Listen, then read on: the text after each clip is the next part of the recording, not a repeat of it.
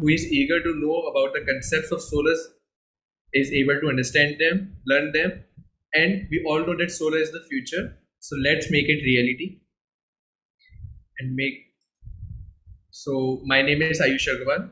I'm a mechanical engineer by education, and as of now working as account executive at the Solar Labs. Without wasting the time, let's look at the index, the topics that we are going to discuss today in the masterclass. So, our first topic is the shadow analysis. What is shadow analysis? Then we will discuss why we need shadow analysis, what is the need. Then we will see the effect that partial shading can have on a solar panel. How can we analyze the shadows? And then at the end, I myself will demonstrate you how we can do the shadow analysis in the Solar Lab software. Then we will have a question and answer session. In the meantime, everyone is requested to please share their questions, whatever they have in their mind, and I will try to answer them with my existing knowledge or will personally message them in the future. So, what is shadow analysis? It is a very critical step in finalizing the ideal location. How should we place the panels on a roof? The usual shadow analysis problem comes when we are going for residential projects.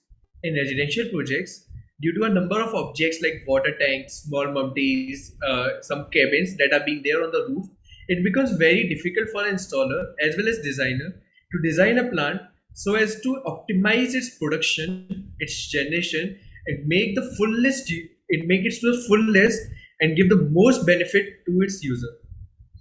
A shadow falling on a panel blocks the progression of sun oriented energy, and at last, the panel gets damaged through warming.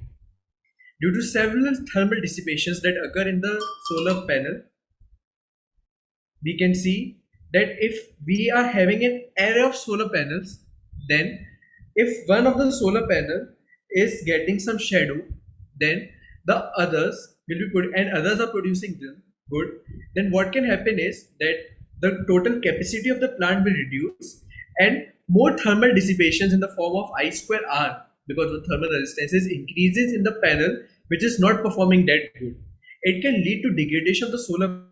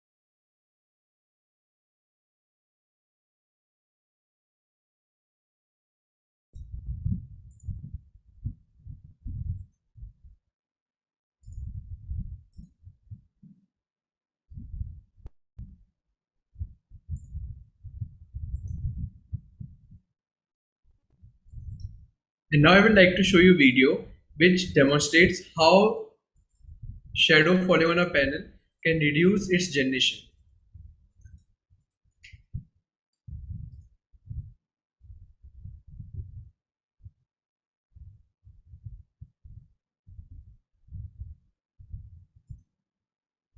So here you can see that a woman is there who, when places the strip on the front of the solar panel, that is in the middle of the solar panel, you can see that the pump that is pumping the water has reduced its power. So here is another show. Here you can see the pump is performing very good, and as soon as she places the strip on the center of the panel, you can see that the pump power has reduced, and so it has not been able to produce efficiently, work efficiently.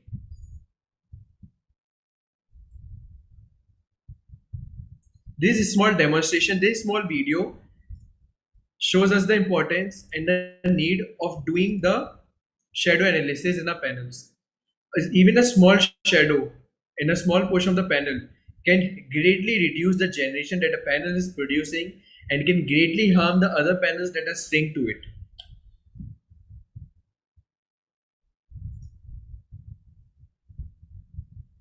Let me show you one another thing. This is a general diagram. So if you see, if all the panels are getting proper sunlight and no shade is there, all the panels will be producing their 100%.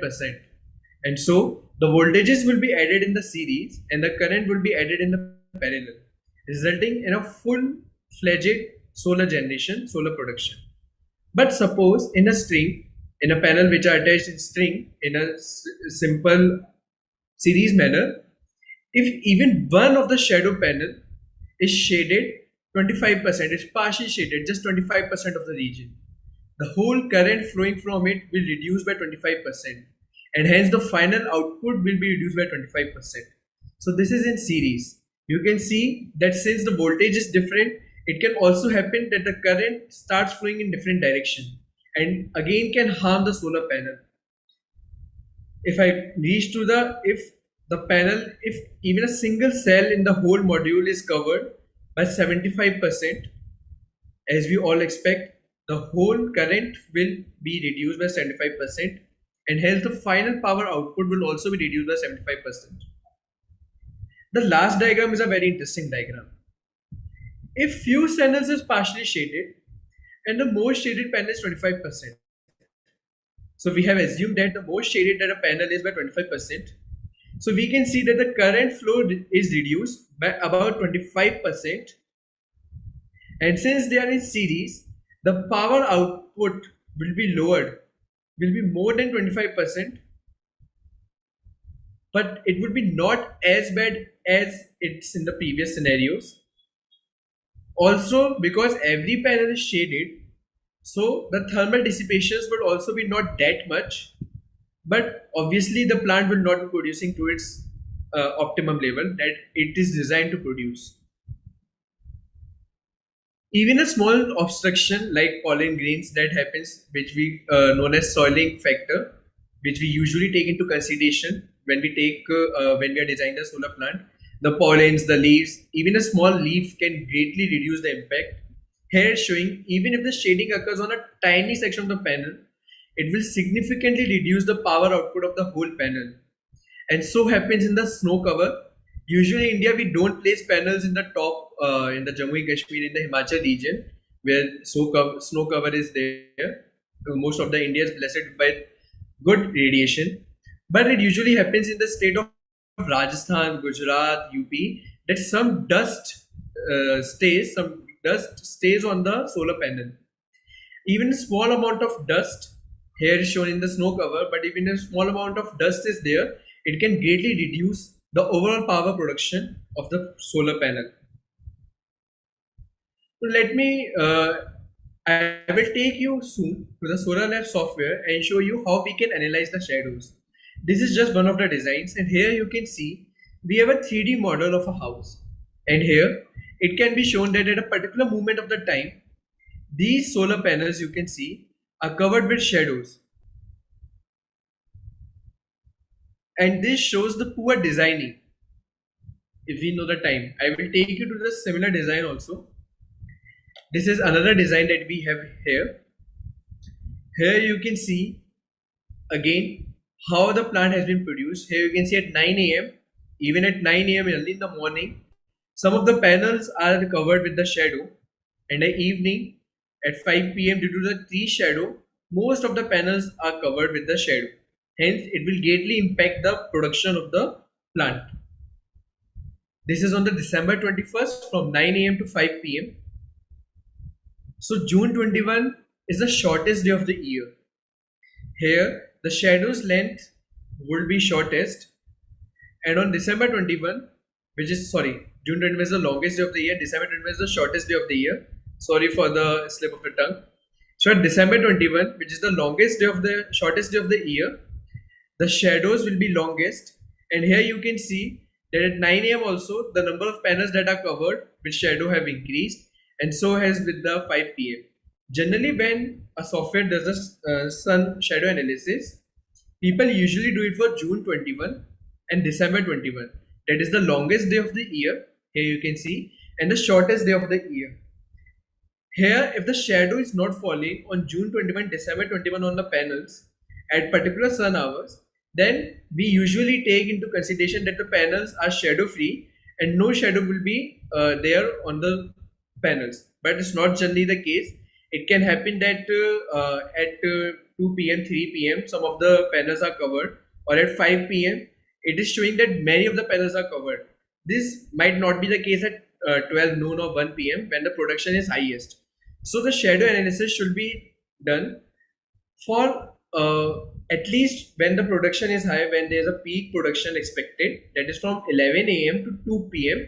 And then depending on the optimization of the plant, we can do the designing accordingly. It depends on the designer and the installers at what capacity they want to place and what is the trade-off they are ready to give.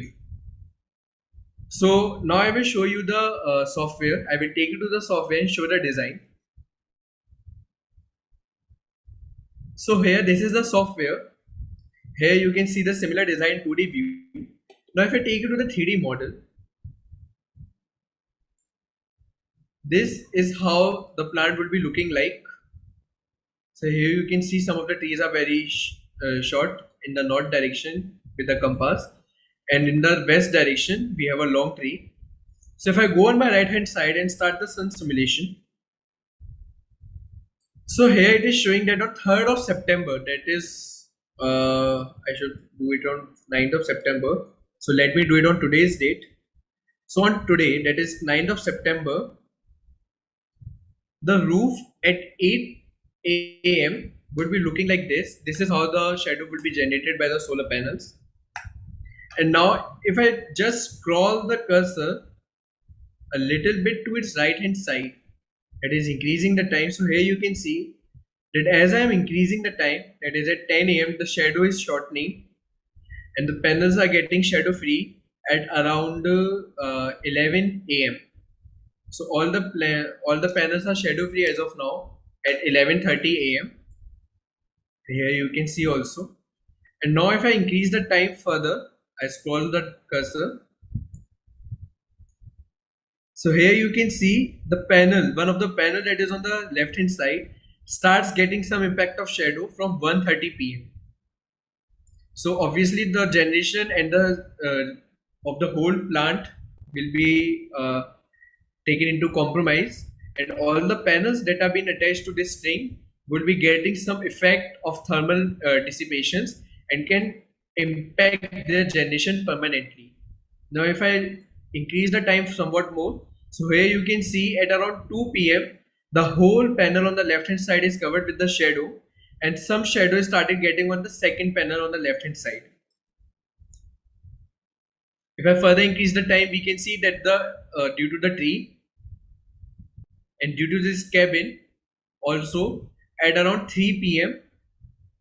most of the panels are getting covered with shadow like this.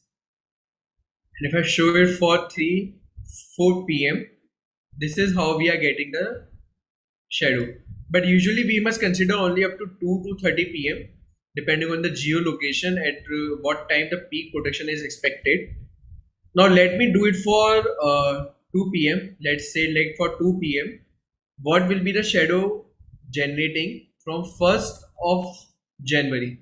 So if I go on my further right and play the play button, so here we can see as the date is progressing and the winter season is recessing, the shadow length is decreasing. And at 2 p.m. at on 1st of March and 2nd of March, only in the month of April, only one panel is getting the impact of shadow. And so at least what we can do when we are designing, we can remove these two panels, and that can greatly increase our chances of production and reduce our solar shadow on the panels. So it's we are in the month of October now, and here we are seeing that as the winter season is coming back, the length of the shadow is increasing. And here we can see at 2 p.m. in the month of December also, some impact of shadow is there on this panel. Again, this is a choice that a trade-off has to be done by the person. So in the month of December, it is not needed that we should take care of 2 p.m. Obviously, the production will be low. So as a good designer, at least one should delete these two panels and only generation, and then the generation must be calculated. So that will be the optimum design. And then depending whether the customer wants a high production or low production, we can remove the other panels also that are getting some impact of shadow at other times. Now let me show you one other interesting thing of the software. So let me delete this panel for a while. Now if I place a cylindrical object and a rectangular object on this roof, and let us compare what shadow difference would we be getting. So if I go on my left hand side on the model and go on to the polygon, if I draw a small square, say a square of say 2 into 2 meters,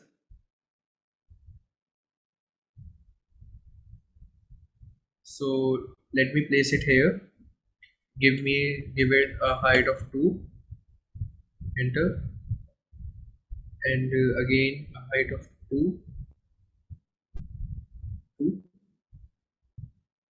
2, and let's give it a base height also of 2 meters. And similarly, let us draw a cylinder of radius 2 meters, just here only, besides this only, and give it a radius of say 2 meters,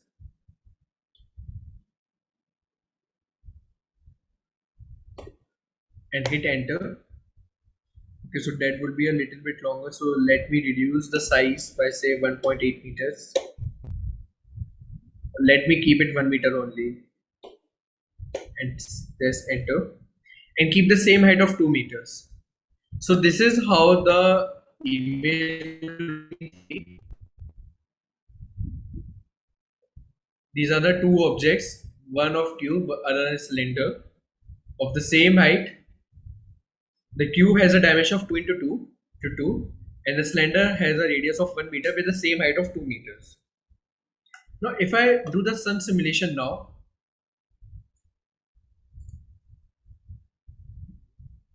let me do it for some good day, that is in the month of this time. So here you can see at 12:24 p.m. this is how the shadow is being generated.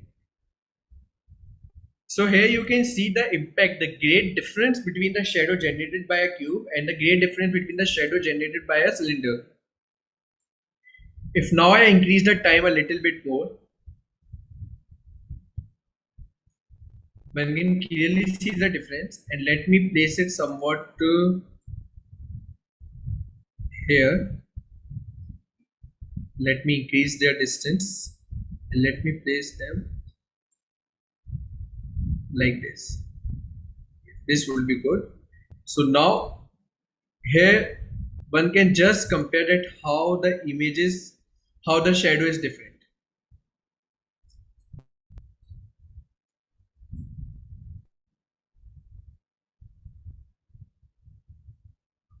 So generally what some software does is that they don't give the option of cylindrical figures, and here we can see the difference in the shadow generation.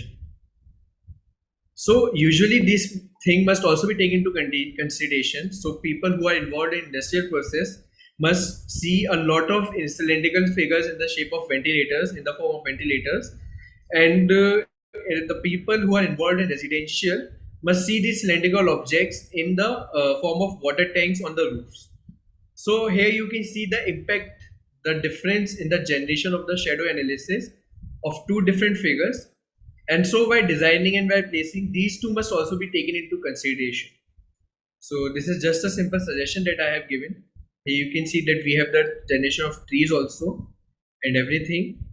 So uh, all of you are invited to ask their questions if they have any query they have and put forward regarding the solar analysis, and I will be very happy to answer them.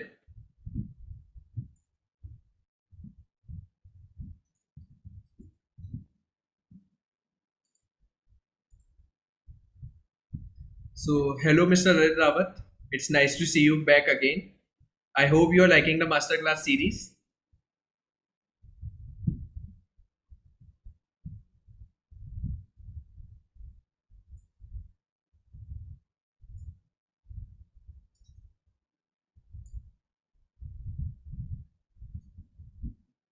Thank you. That means a lot. So actually, I was searching on your question the previous week that you have asked that why residential projects are not residential rooftop especially are not that much into vague in our country. So I was seeing some reports. So I found there that in 2020, the government has changed the rules.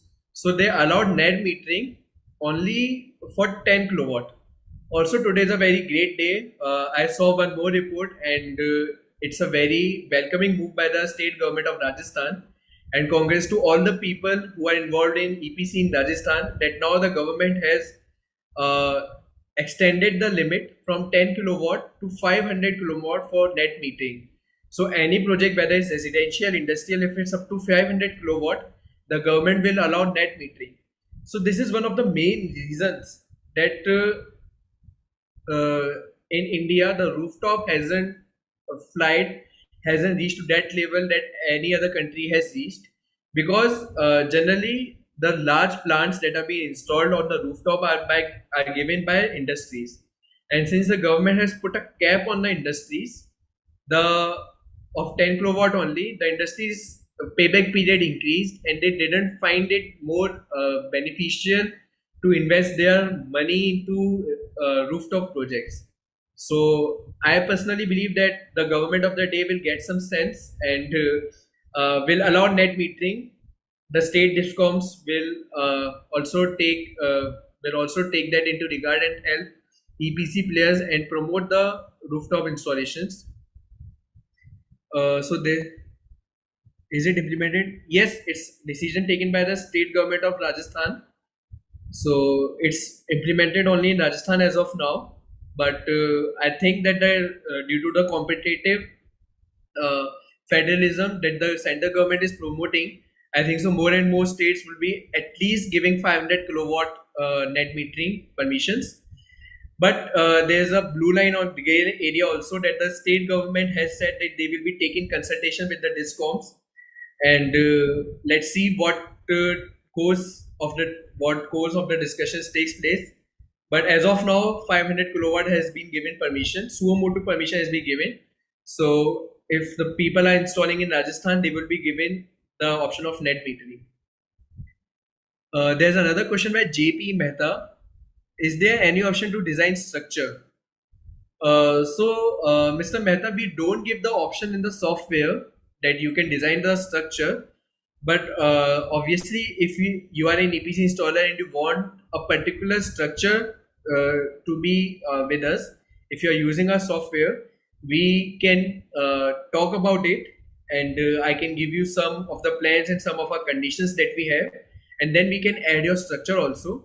But usually we have a lot of structures with us, and we generally ask our customers to choose from those structures. A lot of structures like Unirec, General Blast, Tata Power structures, General fixed tilt structures are being given by us. So that covers a lot of structure areas that people generally use, EPC players generally use.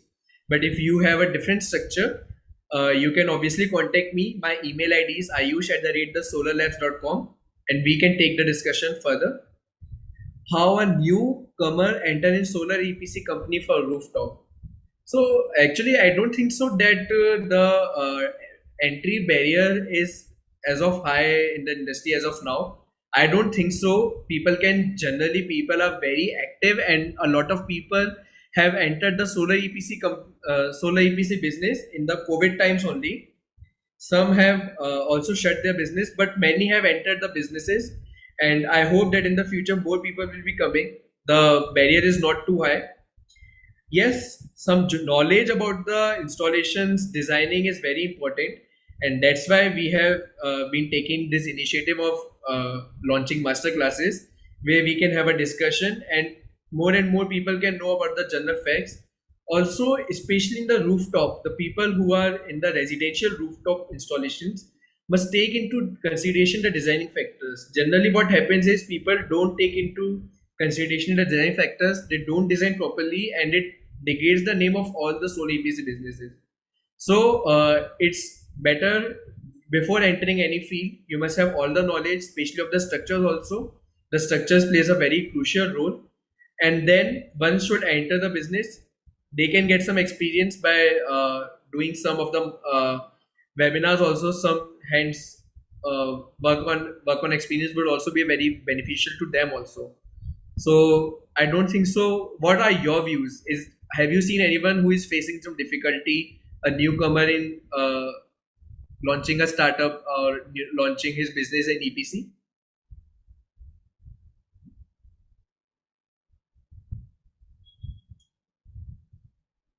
Yes. Okay. May I know what difficulty he was facing particularly?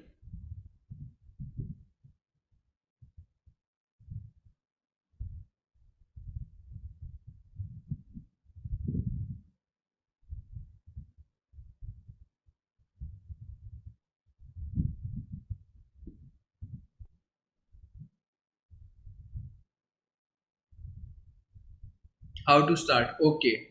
So yes, there are a lot of webinars that are going on. Different solar companies, different solar like distributors and channel partners like Tata, Vali, Adani are doing some of these web classes also. Some of these are asking for some money. General some chat seen an advertisement of Bloom Solar. If I'm not wrong, they are ready to give some work on experiences also. They will take you to the site and they will show you how to install the structures, how to do all the panel placement, all of these things.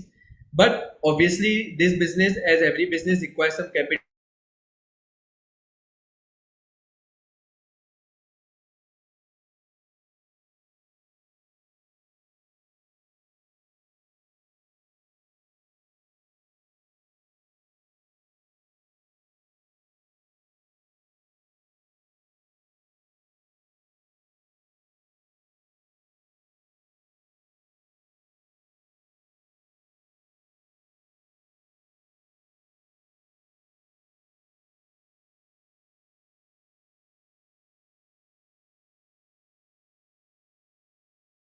And the person should know some of the.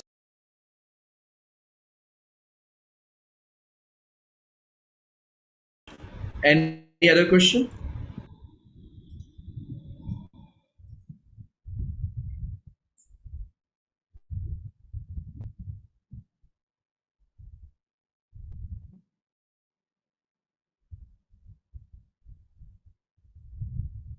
So we should end the session.